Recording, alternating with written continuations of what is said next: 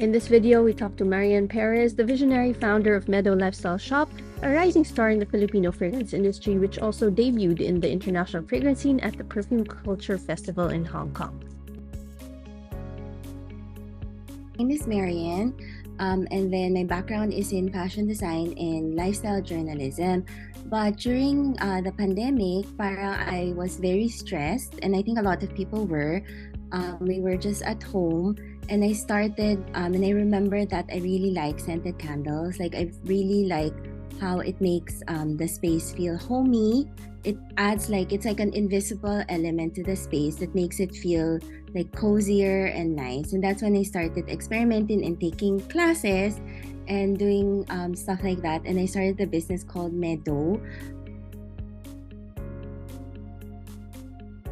I chose the name because I feel like it's a very, it's a homey name. It's something that everybody can relate to without thinking too much, that it would convey a sense of peace and calm. And of course, I like botanical scents. I like grassy, breezy, fruity scents. And I think those are present in a real life meadow. So it's bringing sort of the outdoors in, or prolonging the sense of spring and summer. And I think that's how my brand started. So I feel like it's a very friendly brand. It's very girly, feminine, positive and uplifting, not only with the scents, but with the colorful packaging and original artwork. So it's also very Filipino in the sense that we try to make it original. So there. Actually, I was about to say, because I smelled some of your things. Actually, nandito siya. Inamoy ko na. Wait, labas na. This one, I find that it's really good. Tapos, yay! These are bestsellers. Ah, really? Are these the ones that you sent to me? Yes. This one also. Can you tell me more about this perfume?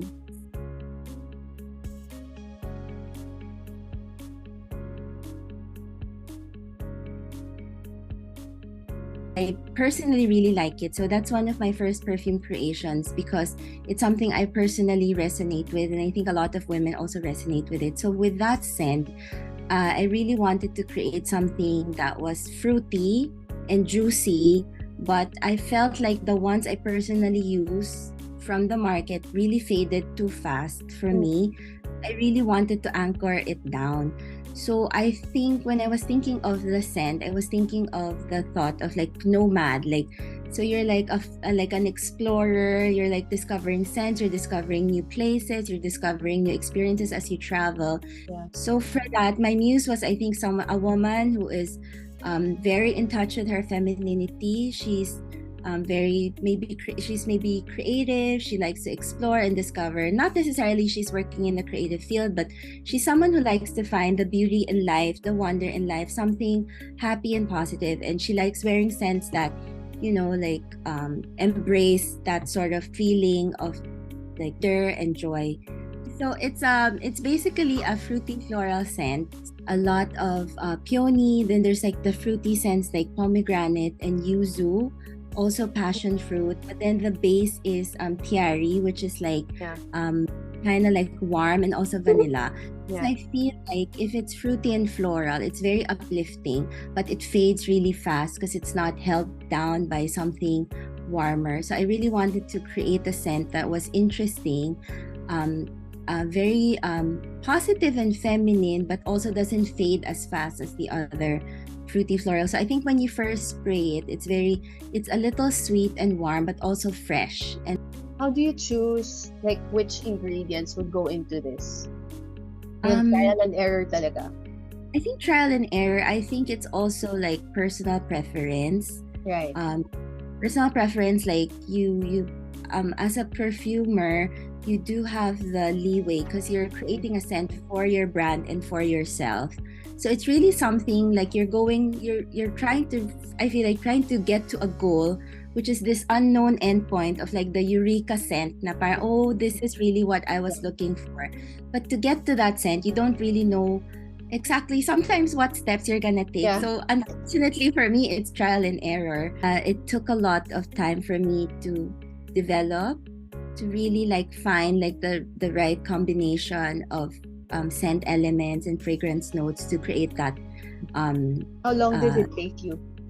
A few months, but it's not like I was doing it every day. I was like doing it and then letting it sit and then like going back to it. I was trying to find scents I like and then like tweaking it. And then I started with something very fruity and floral, and I liked it, but it was too juicy and bright and a little like too much.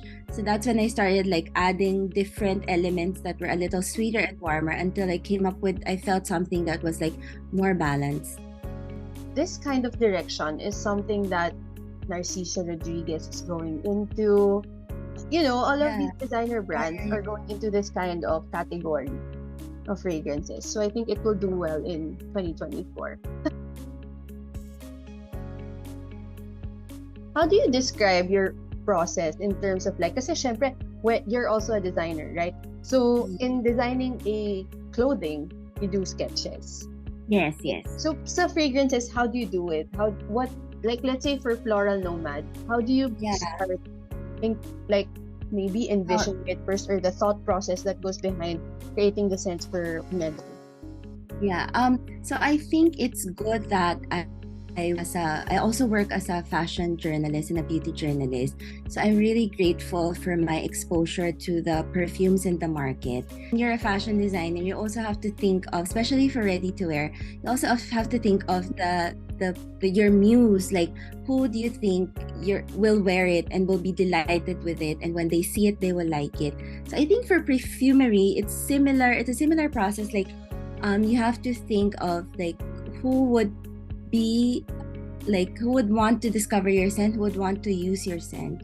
Like the people will make them happy, because sometimes we get like jaded with all the scents that we have. We're jaded now. There's no like surprise. But when the client, it's new to them and they like it and it brings them joy.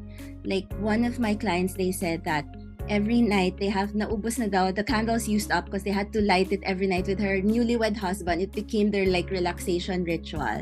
Nice. And then one client was like, the scent reminds her of her husband because she always sprays it in their house. And when she smells it, she remembers of like their dates and stuff. So those stories like that, you feel like your creations that you're trying to create from a place of originality and authenticity is resonating with people. So I think it's that connection. It's like, in a way, as a form of art that you're trying to communicate and connect with people. And although I think over time you kind of get to like from lots of experience in trial and error, you kind of get like some gut feel like, oh, I think this is too much. Yeah. Sometimes if you're into it and you're so too excited to find the end point, you might settle for something that's not really what you really like. There a particular fragrance or like product that was very memorable in terms of like the creation process? Some of the memorable ones are with candles as well, because sometimes if you smell it, you create a scent but then it doesn't work in candle, so you have to wait a little bit, and then when you do light the candle and it does have a scent, it has a scent throw, like a strong scent throw, and it's the scent that the original scent, it was able to capture the original scent you want, meaning all of the fragrance notes are being emitted.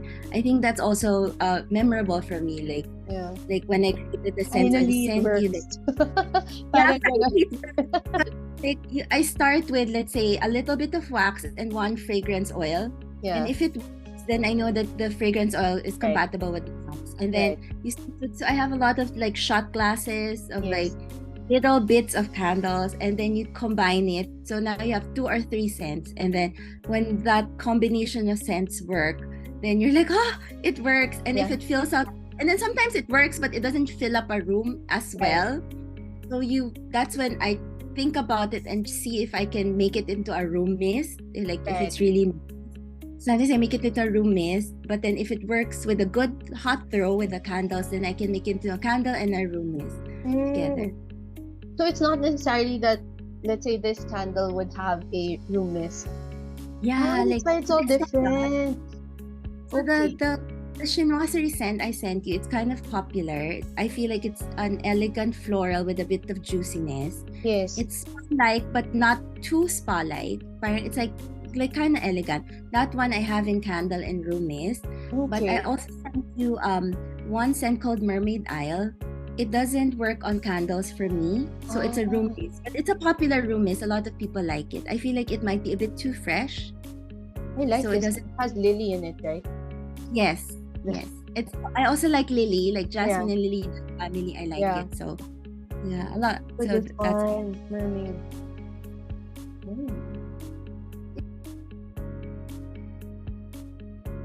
Are you the one designing all of the artwork? Yes. So for this one, it's like, since it's like the name is Mermaid Isle, so I did like starfishes and corals. Let's say chinoiserie, it's like the ginger blossom is a prominent scent, so that was like the star flower in the illustration. Yeah, so I like just whatever, so it's easy to convey to people that that's what's in the scent. Nice din siya. I find it's really versatile. Like, do people use it also on themselves? Because this one would pass as a cologne. Yes, like some of my clients, like they tell me that they use it as a cologne, and I tell them like technically the formulation is like a cologne. We just don't market it as such. Yeah. Because we started with candles, so it's more of like the home fragrance. Right. Home. Although like now I feel like perfumery is really expanding. Like it expanded in 2023. I think we saw it with all the international launches. Yeah. Like 2024 might be a year to explore scents, and hopefully Filipinos would be more receptive to like local and artisan brands. Like, trying. This one would be a good entry.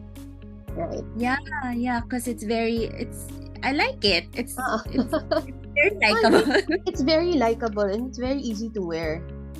Actually, I'm very excited for this in terms of like packaging. It's so easy to sell. Yeah, it does. Like, it's so I like it. It's nice with it, and it's pretty. So a lot of people now, diba, as they say, they're really some people at least, they're not just after what's inside the packaging, they're also after the aesthetic of the packaging. So you get a lot of feedback about the packaging. Like it. That's nice. Is there a particular aspect of your business or your brand that's unique to you? Or it's really the design process that goes into everything that makes Meadow? I think that, like, as with any creative person, whether let's say you're a chef or a perfumer or a fashion designer or a writer, I think we all have our own voice and our own style, and it's really hard to quantify what that is. So I think your responsibility as let's say in this case, a perfumer or a creator, is to really honor your authentic self and really try to come up with something original and really try to create scents that are unique. Because I think we sometimes create scents that smell nice, but when it smells generic, or it smells, like it smells nice, but it's too basic. So I think you can try approaching perfumery as sort of like an art form that you can try to elevate, and if you can try to come up with something more complex or more full-bodied or more original, not necessarily making it too niche. Like, you can still make likable scent that way, I feel, but something more original. So I think as a brand, what makes us unique is that we try to honor our own honor our own voice, and we try to connect with our consumers and ask them what they like and try to get feedback. So hopefully you're not creating things just for yourself in a void, but creating things that people will like, that will delight them. And hopefully you build a community, and they're also like suggesting to you, and you're also growing, and you're seeing what's happening. So it's like a nice little ecosystem. Yeah. So of course, that's part of what's fulfilling about these kinds of things, when you see that your products are getting incorporated in the daily lives of these people. Yeah. They're using your products, diba? Parang nakakaano siya. It's very satisfying. So it's not just you who's happy. You're spreading also that kind of happiness through your product. Yes, because when we smell it and we like it, we're like, this smells really nice. But then you're like, is it just me, or does it smell really nice? It's really like really happy scent. And then when you get like feedback like that people are really enjoying it, and it's like there's also a lot of hard work into it, right? So if you feel like like you're really experimenting and doing trial and error, and then you're really not trying not to stop until you get to a point, oh, this is really what I like. Right? This is something I can be proud of. This is something that I can keep talking about. Like, I won't feel bad like telling people about it because I feel really strongly about it. So I feel like that. And then I feel like also being like a local brand, it's also good when you're trying to expand the local market. Even if you're just a small brand and you're not a big international brand, you're still like sort of like a Filipino brand, and it's still something unique. Like it's still a unique voice and a unique take. And I think our country is like naturally artistic, so that's a good thing. Correct. Yeah. So speaking of like limitations and the artistic side of things, what are some of your frustrations as a brand in terms of like marketing your product, or maybe the reception of other people towards locally made goods? I think that honestly, there will be some people who prefer the big brands. Like I have a client who buys from me, but then she says her husband really prefers buying, let's say, gifts from Starbucks because it's Starbucks. And I understand that. My wife does support me, so I'm grateful. Like there's still some people who want to so I think limitation is like sometimes people still want the big brands, but there are people who want that sense of care and that sense of community in small brands. So you just have to try and find those people. Hopefully we find them. Hopefully we find them. Like, another limitation for me is packaging design, because I feel like let's say for example perfumery, there aren't really that many options to choose from. Like, so I'm still trying to work on that. Unless you can find a way to like manufacture your own design, I don't know, someday. But that's also sort of like a limitation because unless you're something like that. In general, like sometimes there are limits in the amount of like the kind of supplies you can get exposed to. Hopefully we can also explore our local perfumes like Sampaguita or Ilang Ilang. Hopefully we can have more of that because I think that will really set us apart. And like, let's say scents like Sampaguita, they have like a certain scent memory with all of us. So if we can explore that, like I think that would be good, like as a point. Last question. How do you see Meadow in the global stage? Oh my gosh. So like, how do you see it competing with other artisan brands that are from other countries? I think it has a competitive edge because the brand, I feel, has as a whole has a message, which is a message of positivity and beauty in trying to find joy in life, which I think everybody wants. Everybody wants to create, like everybody wants to find like little pockets of joy in their life, and I think scents can be a way to do that. So I think internationally it's like gonna resonate. In terms of like the branding, I feel really strongly also about our packaging because it's unique and it's different. Not something we copied, it's something we developed in-house, and it's something we can expand upon. Like we can, as we grow our product line, it's something we can develop. And I actually, my dream, but this is like just my dream is to turn Meadow into like a lifestyle brand, which is why I made the website Meadow Lifestyle Shop. So eventually I want to have other products come in, like because I can come from the fashion design background as well, so I was thinking I could also incorporate that. So it's like having that really cozy, happy message really resonate across a wider product range. So I think internationally, I think that message would find a certain audience, and hopefully they will like it. So like in terms of future releases for you, sorry, this is the super last na talaga. No, thank you so much. What other scents should we look out for? Actually, like I'm trying to work on a few new scents. So I haven't. So I'm trying to work on a few new scents in terms of perfumery or cologne, because I feel like this is something the country or the beauty industry is gearing towards. The next one I want to release is, I'm calling it Central Park. because it's like it's a green scent with berries, and it's very I feel like it's very layered.